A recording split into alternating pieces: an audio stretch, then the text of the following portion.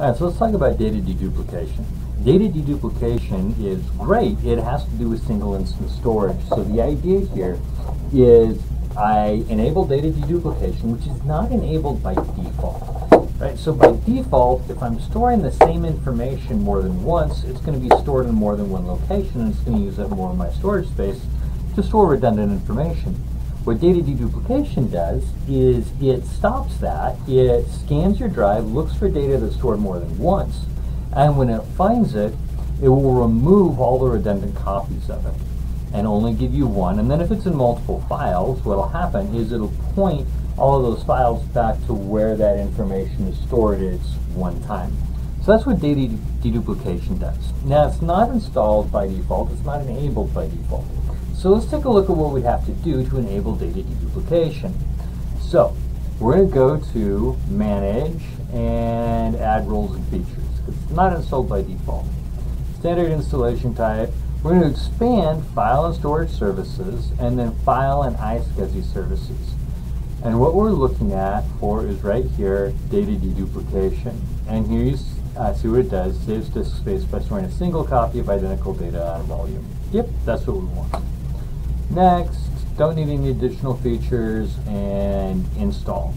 And this will take just a second to install. So I'm going to go ahead and pause our video until our installation is done. Okay, so our installation is finished, so I'm going to click Close, and data deduplication is now installed on my system. Now, I can enable data deduplication, or I can run DDP eval. Let's start with that. So I'm going to open a command prompt. I'll just go to Windows PowerShell as admin, because I can run command prompt commands from there. I'm going to run DDP eval. Now when you do this, it's going to ask you what path do you want to evaluate. So I'm going to specify which drive I want to run data deduplication evaluation on. And what it's going to do is it's going to scan that, it's going to look and say how much are we going to gain by enabling data deduplication on this. So, real quick and easy, DDP eval, and I'm running this on a local machine so I don't have to get fancy. I'm going to evaluate E drive. And so it scans E drive, which is the one that we just created. And there's actually nothing on it, so it's not going to give us any information. But this is what it's going to come back and tell us. Evaluated server, Windows OS, evaluated target folder, size, files evaluated, files processed. And this is a couple of key things right here, space savings. It's going to tell us how much space we're going to save by enabling data deduplication. And it's going to show it to us both in number of bytes and probably more importantly in percentage. Alright, so that's what DDP eval does. Now obviously, you're going to run this against a volume which already has a bunch of information. Some volumes, depending on what they're storing, data deduplication is going to be more effective than on other volumes. So that's something you want to be aware of. And this is how you can tell with the DDP eval.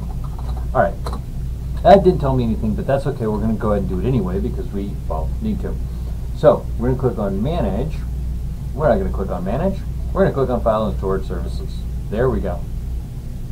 So, File and Storage Services, and then we're going to find the volume that we want. So go to Volumes, and we're going to right click on the E drive, and we're going to configure data deduplication. Alright, data deduplication is currently disabled. I want to enable data deduplication, but I can do so 3 different ways. So we can do it for a general purpose file server, a virtual desktop infrastructure server, or a virtualized backup server. And then you specify which one you want, and that's going to set some options for data deduplication that's going to optimize the way it works. We're going to do a general purpose file server. Alright, next thing, what do we want to do with this? So we want to deduplicate files older than, so you can specify how old this file is before we deduplicate it. Any file types that I want to exclude from deduplication, are listed here, and then I can add additional ones here. I can also add folders that I want to exclude from deduplication. So if there's something that's just not going to work well with deduplication, then I can specify that here. Alright, here's my deduplication schedule. So, it's set to run background optimization, which means it's going to run at a low priority when the system is bored. If it's busy, it'll pause deduplication. And deduplication can be a time-intensive process, especially when it's first starting to run. It can use a ton of disk space. So what we do is we enable background deduplication, and that's going to just run whenever. Now there may be times when that's not going to quite work for us, and we need to actually devote some resources just to deduplication. And that's what this is, throughput optimization. So I can enable throughput optimization, and then I can set days and times when I want it to run. So I can say I want this to run Monday through Friday at 2 in the morning, and I want it to run from 2 to 5 a.m. And so between those times, we're going to focus attention on doing data deduplication. And I can also set an additional priority or an additional schedule for throughput optimization if I want to add a second one. So once I'm happy with my schedule, and I'm still going to do background optimization, right?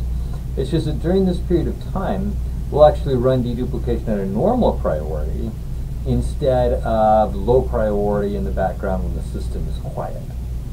So I hit apply to apply my changes, and OK, and apply, and OK, and data deduplication is now configured on this particular volume. If I want to modify it, right click, configure data deduplication, and then I can change all of my settings in here the same way I did before. Okay, so that's how we configure data deduplication on a Windows server.